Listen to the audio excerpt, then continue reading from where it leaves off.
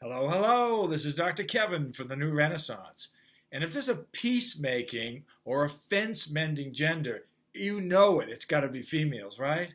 There's a more pronounced kindness about them. Unfortunately, in your offices, it can mean the kiss of death. How come? Because wanting to be accepted by your patients and like being their friend, if you will, it can have lasting effects. It can really hurt the patient doctor relationship and it really cripples the clinical results because let's face it, caving in and if you want to be blunt about it, letting your inmates run the asylum, you can't have it that way. Your economics can also be compromised because they use their influence over you. They'll disagree with recommendations, fees, right? Copays, deductibles, and they're not going to take you seriously because you're female. Being a doormat will not help you or the patient. That's the key. Being a female DC is such an asset. It's not a liability. The healing ability, the nurturing, the communication skills, the relationship building, they suit a female DC to a T.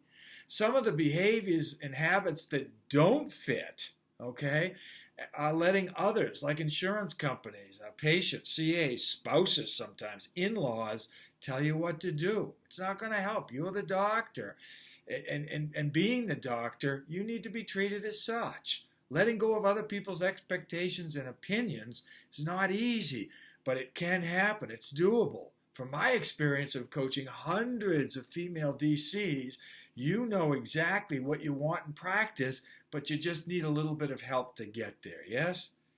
A much higher percentage of the female doctors that I've coached, they began as associates and learned real quickly that they found themselves in an environment that wasn't conducive to helping people. Oh, you adjust people and you get to know them, form great relationships, care for them, but you just don't get paid and you're working someone else's dream.